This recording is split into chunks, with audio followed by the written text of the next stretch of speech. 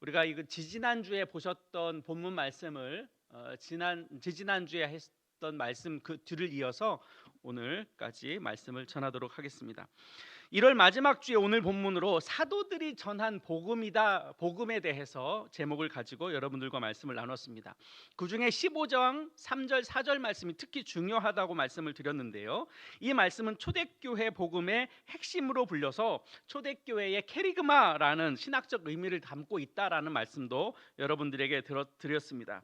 그 3절 4절 말씀은 이것입니다. 내가 받은 것을 먼저 너희에게 전하였노니 이는 성경대로 그리스도께서 우리 죄를 위하여 죽으시고 장사 지낸 바 되었다가 성경대로 사흘 만에 다시 살아나사. 바로 이 말씀을 기초로 해서 초대교회가 신앙을 지켰고 신앙을 고백해 왔습니다. 이 말씀을 가지고 예수님은 성경대로 우리 죄를 위하여 죽으셨다는 말씀과 성경대로 장사 지낸 바 되었다가 사흘 만에 부활하셨다라는 말씀을 드렸습니다. 간단히 정리하면 제자들은 어떻게 복음을 이해하고 복음을 어떻게 전하는 자들이 되었는가? 바로 예수님에 대한 이야기와 복음은 예수님의 부활이라는 것을 통해서 그들에게 시작이 되었습니다. 예수님의 제자들이 부활을 경험했습니다. 예수님이 이미 말씀하셨던 것들을 부활로 증명해내셨던 거죠. 예수님이 부활하신 뒤에 이제 제자들이 생각해 보는 겁니다. 부활을 보면서 정말로 예수님의 그 생애가 하나님의 뜻이었고 하나님의 섭리였구나. 이것이 하나님의 강권하신 역사의 출발이었구나. 그렇게 깨닫게 된 거죠.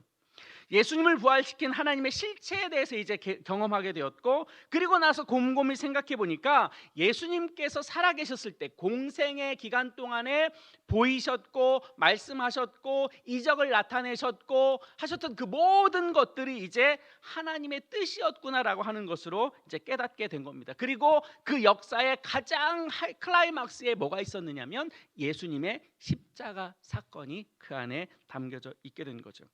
그러니 명확한 것은 예수님께서 사역을 하시면서 보이셨던 이적, 예수님의 말씀, 그리고 공생의 시간 동안에 사역하셨던 그것이 어디에 집결로 되느냐면 바로 예수 그리스도의 십자가 사건이라는 것에 집중이 되고, 거기에서 끝난 것이 아니라 예수 그리스도의 그 십자가 사건과 죽음의 사건이 3일 뒤에 바로 예수님의 부활하심을 통해서 완성이 되었다는 겁니다. 그래서 예수님이 전해준 그 복음은 결과적으로 예수 그리스도의 십자가 사건이라는 것에 귀결이 되게 되었습니다. 예수님이 십자가에서 죽으신 그것은 우리의 죄에 대하여 죄값을 치르신 온전한 속량이 된 사건이죠. 속량이라는 말씀을 제가 이미 말씀드렸습니다. 노예 상인들에게서 살 때 그 값을 지불할 때 하는 그 값, 그것을 바로 속량이라는 단어를 성경에서는 썼습니다. 그러니까 예수님께서 우리의 죄를 속량하셨다라는 뜻은 예수님께서 당신이 십자가 사건에서 모든 것을 담당하심으로 우리의 죄가 그분께서 다 값을 지불해 냈다라는 겁니다. 그리고 예수님의 부활은 죽음에 대하여 우리가 예수님의 부활과 동시에 우리가 몸과 영혼이 되살아나는 것, 그것이 바로 하나님께서 우리에게 계시되었던 사건이라는 것을 증명해 주는 거죠. 이것이 바로 사도들이 전해준 복음의 핵심이고, 초대교회 성도들은 이것을 복음의 메시지로 받았고 그것을 통해서 그들의 믿음이 성장되었다라는 것을 말해주고 있습니다.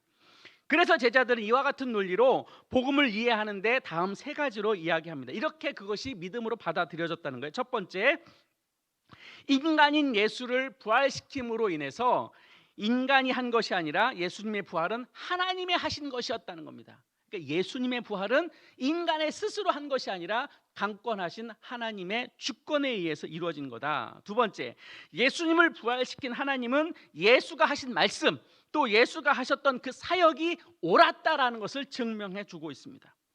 그래서 세 번째, 예수님께서 부활하시기 전에 하셨던 모든 사역과 말씀은 하나님의 사건이 되고 그 말씀은 하나님의 계시의 말씀이 되었다 하는 겁니다. 이런 의미의 부활은 그리스도인들 속에서 지어낸 상상 속에 있었던 일이 아니라 많은 사람들에게 보여졌던 객관적인 증거를 가진 증인들이 있었다라는 것을 오늘 성경은 말해주고 있죠. 먼저 베드로에게 부활하신 예수님이 나타났고, 그 후에 예수님의 제자들에게 보이셨고, 한 번에 500명의 사람들에게 보여졌고, 또 그것이 나중에 만삭되지 못했던 사도 바울에게까지 예수님의 부활의 사건이 증거되었다라는 것을 이야기합니다. 이것은 분명히 복음의 사건이고 복음의 능력이고, 이 복음을 통해서 초대교회들은 신앙을 이어갔고 신앙을 지켰고 복음을 수호하는 자들이 되었습니다. 그런데 이 복음이 너무나도 분명한데 고린도 교회는 이미 이 복음에 대해서 사도 바울을 통해서 이야기를 들었죠. 그런데 문제는 들었던 복음, 그들에게 받아들여졌던 복음, 믿음으로 여겨졌던 그 복음에 대해서 고린도 교회는 점점 상실해 가고 있었다라는 것을 얘기해 줍니다. 그래서 그것에 대해 사도 바울은 고린도전서 15장을 통해서 예수님의 부활을 설명하고 있고, 복음을 지키는 방법에 대해서 오늘 분명하게 1절과 2절에서 선포해주고 있습니다. 특별히 2절 말씀을 함께 보시겠습니다. 우리 2절 말씀 같이 읽겠습니다. 시작. 너희가 만일 내가 전한 그 말을 굳게 지키고 헛되이 믿지 아니하였으면 그로 말미암아 구원을 받으리라. 아멘.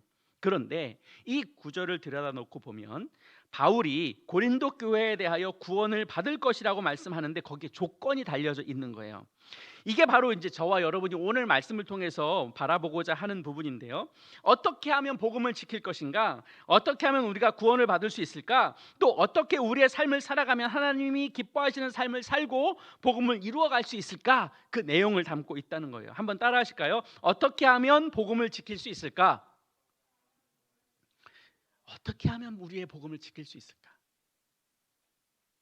저는 이 주제에 대해서 오늘 본문에서 말씀하고 있는 근거를 가지고 두 가지를 여러분들과 나누려고 합니다. 첫 번째는 오늘 본문에 복음을 굳게 지키라라고 사도 바울이 고린도 교회 사람들에게, 성도들에게 그렇게 이야기를 합니다.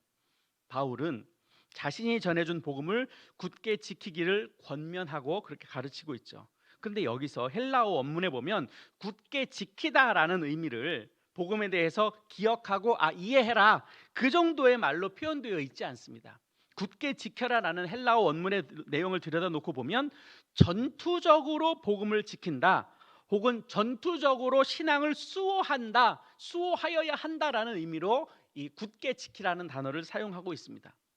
그 전투적으로 복음을 지킨다고 할 때는 그것을 지켜내기 위해서 그것에 상하는 대가 지불을 하고서라도 그것을 수호해야 된다, 그것을 지켜내야 한다, 그렇게 이야기하고 있는 거죠. 그러니까 우리가 이것을 이렇게 생각해 볼 수 있어요. 우리나라가 1950년에 북한과 남한 간에 전쟁이 있지 않았습니까? 한국 전쟁이 있었습니다.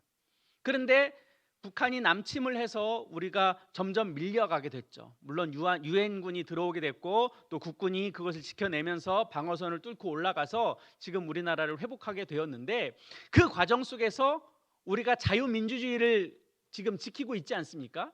근데 그걸 지켜내기 위해서는 그만한 대가를 우리가 이미 지불을 했어요. 우리의 어르신들이 이 자유 대한민국을 지켜내기 위해서 수많은 목숨을 잃었어요. 목숨을 버렸어요. 자신의 목숨을 버리면서까지 지키고자 했던 것이 이 자유민주주의였던 거죠. 이 대한민국을 수호하기 위해서 그만한 대가 지불을 하고 나서 얻은 자유예요. 우리에게 있는 이 자유는 그냥 거저 얻어진 것이 아니에요. 그것에 상응하는 대가를 지불하고 나서 거기에 걸맞는 값을 치르고 나서 우리에게 얻어진 자유예요. 그렇기 때문에 이 자유는 허투루 우리가 방종하면서 쓸 수 없는 거죠. 분명히 우리의 선배들의 목숨이 담겨져 있고 그 선배들이 지키고자 했던 그 열정이 담겨져 있는 자유라는 말이죠. 그와 비슷하게 우리가 복음을 지킨다, 굳게 지켜라라고 하는 말의 의미에는 우리가 그것에 걸맞는 대가 지불을 하고서라도 우리가 복음을 지켜야 된다라는 것을 설명하고 있어요. 다시 한번 강조합니다. 우리는 이 복음을 지키는데 굳게 지켜야 하는데 그냥 우리가 기억하고 생각하고 낭만적으로 이해하고 그런 정도의 복음이 아니라 이 복음을 지켜내기 위해서 우리는 충분한 그에 걸맞는 대가를 지불해야 한다라는 것을 의미하고 있다는 거예요. 우리가 그 말을 이해하기 전에 오늘도 목사님께서 설교 말씀 통해서 이 이야기를 해주셨는데요. 우리가 우리 교단에서 발표한 기사 하나를 보고 뉴스 영상을 함께 보시고 나서 말씀을 이어가도록 하겠습니다. 유튜브 틀어주시면 좋겠습니다.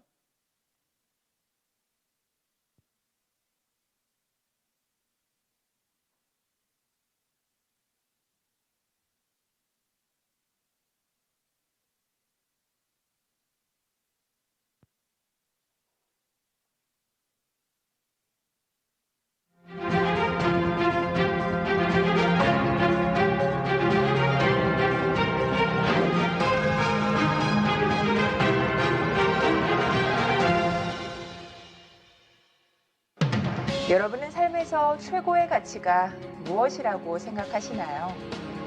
현대를 살아가는 우리 기독 청년들은 이 사회를 주도하는 최고의 가치가 돈이라고 답했습니다.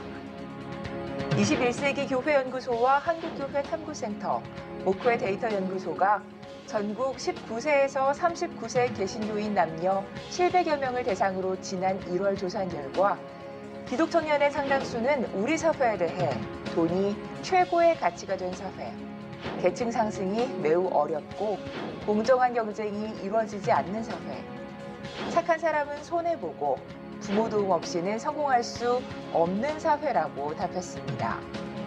또 기독 청년 3명 중 1명인 32.6%가 한국 사회 미래에 대해 희망이 없다고 답하는 등 비관적인 전망을 가지고 있었습니다. 이렇게 생각하는 이유는 경제적인 문제가 가장 컸는데요. 한국 사회가 직면한 문제점에 대해 일자리, 취업, 경제적 양극화, 부동산을 가장 큰 문제로 꼽았습니다. 생활관심사 역시 경제적 여유, 안정적 일자리와 취업, 주택, 부동산 순으로 경제 관련이었습니다. 또 설문에 응답한 기독 청년의 78.4%는 은퇴 후에 지금 기성세대 은퇴 후보다 경제적으로 못한 삶을 살 것 같다고 했고 79%는 부모 도움 없이 내 집 마련을 할 수 없다는 데 동의했습니다. 그러나 능력면에서 기성세대보다 못하다고 생각한다는 데 동의한 청년은 28.4%에 불과해 사회적 경쟁이 불공정하다고 여기는 것으로 해석됩니다. 기독 청년 5명 중 1명은 본인의 미래 전망에 대해 희망이 없다고 답했습니다. 이렇게 답한 청년들의 64.5%는 개인적 요인, 29.8%는 사회적 요인 때문이라고 생각했습니다. 이들이 미래를 부정적으로 보는 개인적인 이유는 경제력 부족이거나 학업 직업의 부족, 사회적 이유로는 돈이 있어야 성공의 뒷받침이 되는 사회이기 때문에 또 기득권자에게 유리한 사회이기 때문이라고 답했는데요. 기독 청년들의 심리 상태와 관련해 47%가 매일 피곤하거나 에너지가 생기지 않는다라고 답해 무기력증을 느끼고 있었고요. 무려 27.1%가 자살에 대해 심각하게 생각해 본 적이 있다고 답해 충격을 주고 있습니다. 우리나라 청년 복음화율은 불과 3%. 선교학에서는 복음화율 5% 이하를 미전도 종족으로 분류하고 있지요. 바로 우리 곁에 미전도 종족이 돼버린 청년들 앞에 사회와 기독교를 오늘날의 모습으로 만들어낸 기성세대와 선배 크리스찬들이 이제는 답을 해야 할 때입니다. 잘 보셨습니까?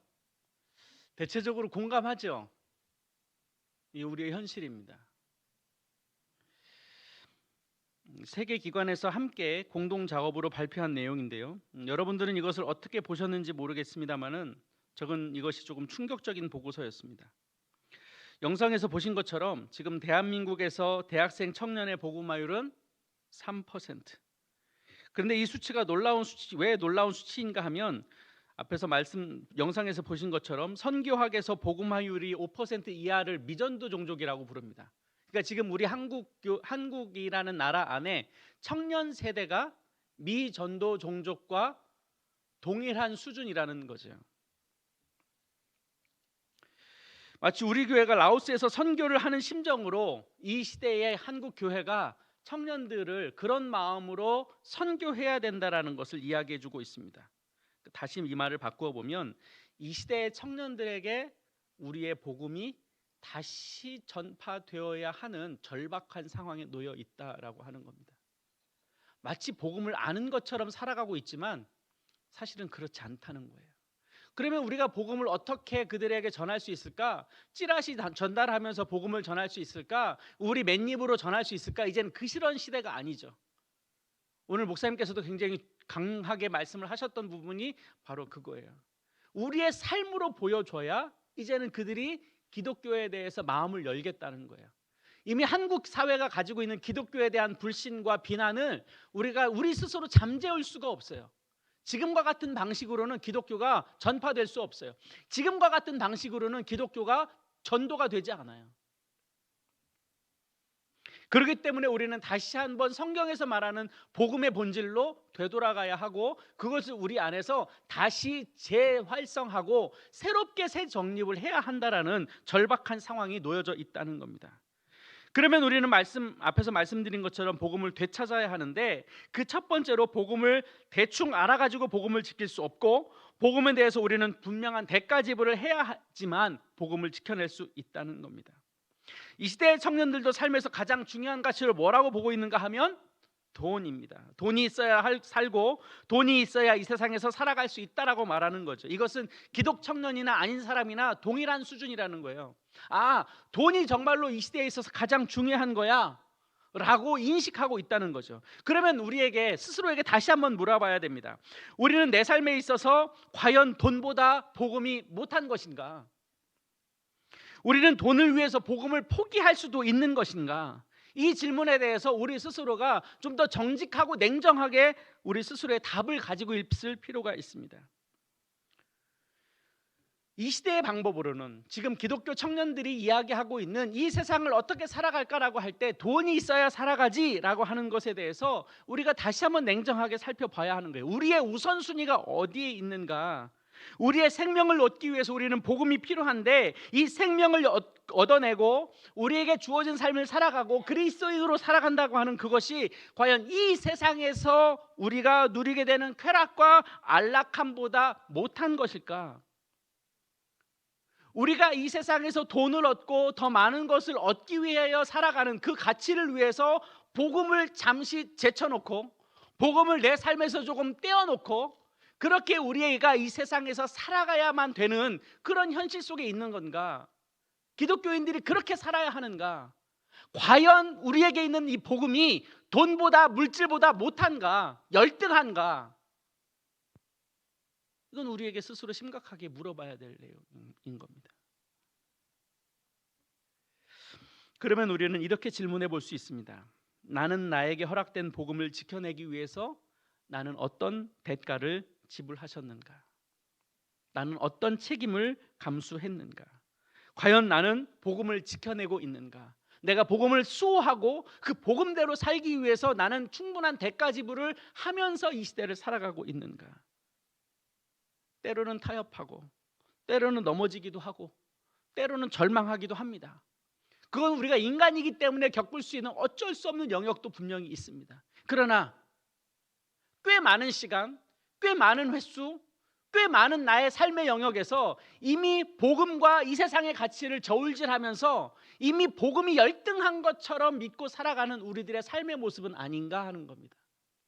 사도 바울이 고린도 교회 성도들에게 이미 그들에게 전파된 그 복음이 상실되어 가고 있는 그 고린도 교회들에게 사도 바울이 강력하게 요청하고 있는 너희들이 복음을 굳게 지켜라라고 할 때 그 복음을 위해서 그들은 대가 지불을 하고 있지 못했기 때문에 그들의 믿음과 그들의 복음은 점점 쇠락하고 있었는데 어쩌면 지금 이 시대의 한국교회가 이 시대의 청년들이 아니 영광교회 우리 교회 청년들이 이미 그것과 상관없이 복음을 상실해 가고 있는 모습은 아닌가?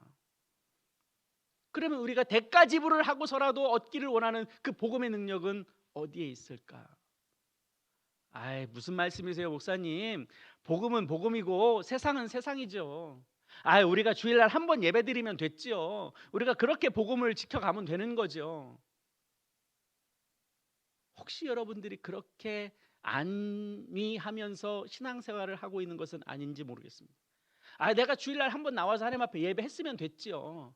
그걸로도 충분해요. 목사님 몰라서 그러세요. 세상 살기가 얼마나 힘든데요. 주일날 1시간 나오는 거 쉽지 않아요. 네, 쉽지 않은 줄 압니다. 어렵다는 것도 압니다. 점점 우리로 하여금 믿음을 지켜가는 것이 어려운 세대가 되어가고 있다는 것을 압니다. 그러면 우리가 다시 한번 냉정하게 물어야 돼요. 그러면 우리에게 있는 이 복음이 열등한 것인가? 나에게 그냥 액세서리와 같은 존재에 불과한가?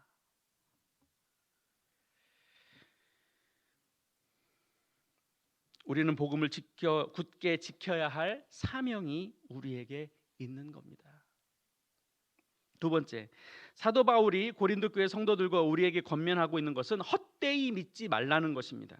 헬라어 원문에 보면 헛되이 믿지 말아라라는 의미를 분별 없이, 목적 없이, 이유 없이 믿지 말라는 겁니다. 맹목적으로 믿지 말라는 거예요. 알고 믿으라는 거예요. 복음이 얼마나 우리에게 핵심적인 사건이고 중요한 사건인데 그것에 대해서 대충 알아가고 살아가고 있느냐? 아니다. 무분별하게 신앙을 받아들이지 말아라. 그러니까 하나님의 말씀에 근거하지 않는 무분별한 생각이나 사상이나 그런 것들에 대해서 믿거나 따라가지 말아라 라고 사도 바울이 고린도 교회 성도들에게 강력하게 요청하고 있는 겁니다.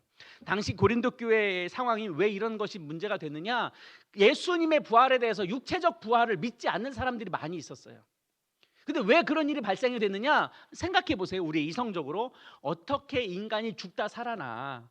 그게 아니고 아마 예수님은 기절하셨을 거야. 죽지만 않았지 목숨은 붙어 있었을 것이야. 왜? 십자가상에서 예수님이 죽고 난 뒤에 보통 십자가상에서 매달렸을 때는 사람이 죽고 나면 다리를 부러뜨립니다. 온 몸에서 피와 물이 다 빠져나간 뒤에 죽었다라는 것을 확인하게 되면 다리를 부러뜨려요, 보통. 근데 예수님은 이미 십자가상에서 일찍 돌아가셨기 때문에 뼈를 그냥 그대로 뒀거든요. 그걸 가지고 당시 꽤 많은 사람들이 그렇게 생각을 했었어요. 예수님은 안 죽었어. 죽은 것처럼 보였을 뿐이야. 그런데 무덤에 들어갔다가 깨어나신 거야. 그래서 예수님의 육체적 부활을 믿지 않는 사람들이 굉장히 많았어요. 그렇지 않아요. 근데 이성적으로 생각하면 그럴듯하죠. 안 죽었으니까 살아났지. 어떻게 인간이 죽었다가 깨어나? 죽었다가 어떻게 부활해? 그럴 수 없지. 우리의 이성과 우리의 판단은 그럴 수 없어요. 그러나 제가 이미 여러분에게 말씀드렸던 것처럼 예수님의 부활의 사건은 하나님께서 이 세상을 천지 창조하신 것과 동급의 사건이라는 말씀을 드렸습니다. 하나님이 아니고서는 하실 수 없는 위대한 창조의 사건이 예수님의 부활인 거예요. 요즘 말로 바꾸어 보면 하나님의 말씀에 근거한 것이 아닌 다른 것에 흔들리지 말아야 한다라는 것을 이야기하는 겁니다. 기독교가 아닌 것을 기독교화되어서 믿어버리는 경우들이 꽤 많이 있어요. 제가 예를 들어 드릴까요? 예수 믿으면 이 땅에서 부자가 되고 이 땅에서 부귀영화를 누린다는 복음은 복음이 아니에요. 이 세상에서 충만하게 이 세상의 것을 누리고 하는 것은 우리의 신앙의 본질이 아니에요.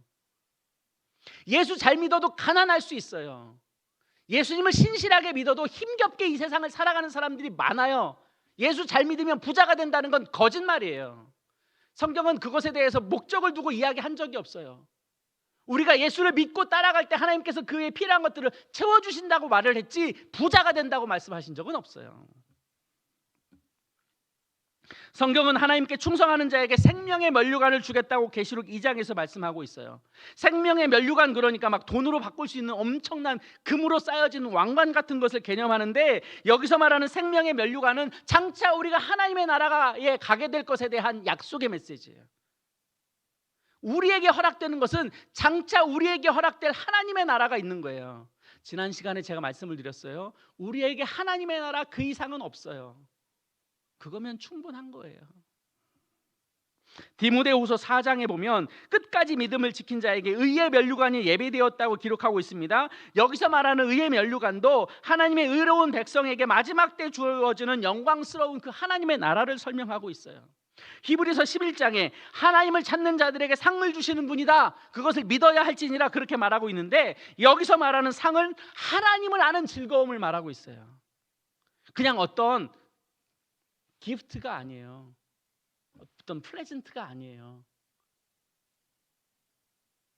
그런 것이 아니라 하나님을 알아가는 기쁨, 하나님으로 인해서 내 영혼이 기뻐하고 충만해지고 즐거워지고 그분으로 인해서 내 마음이 시원해지고 그분과 더불어 살아갈 때 오는 충만함, 그런 것들이 하나님께서 우리에게 상으로 주어 주시는 거예요. 하나님의 복은 이 세상의 부귀영화와 상관이 없어요. 그러니 그런 것들은 다 잘못된 복음이에요. 헛된 복음 쫓지 마시고 온전한 복음을 쫓으십시오. 그래야 우리에게 구원이 이루어지는 겁니다. 다른 복음으로는 구원이 없습니다. 예수 그리스도 이외에는 우리에게 다른 구원이라고는 있을 수 없습니다. 그리고 그 구원을 이루기 위해서 우리는 두 가지를 해야 돼요. 첫 번째, 복음을 굳게 지키는 것, 또 헛되이 믿지 않는 것. 그래서 우리 모두 하나님의 나라의 영원한 쉼과 평안을 누리는 그런 주인공이 되어야 합니다. 청년 여러분, 어려운 걸 압니다. 여러분들이 얼마나 힘겹게 살아가는지 충분히 느끼고 알 수 있습니다. 그렇지만 우리에게 주어진 복음을 싸구려 복음으로 전락시키지는 말았으면 좋겠습니다. 정말로 우리에게 복음이 필요해요. 그분과 더불어 살아가는 기쁨과 충만함과 즐거움을 누리세요. 그냥 주어진 것 안에서 겨우겨우 살아가지 마시고, 복음에는 능력이 있습니다. 복음에는 진리가 있습니다. 복음이 우리를 생명의 길로 인도할 거예요.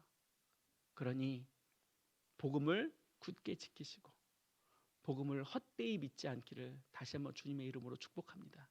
예수 그리스도가 우리를 위하여 죽으신 그것을 하찮는 것으로 되지 않도록 우리에게 있는 그 복음을 다시 한번 기억하고 믿음으로 살아가기를 주님의 이름으로 축복합니다. 우리 찬양 같이 하면서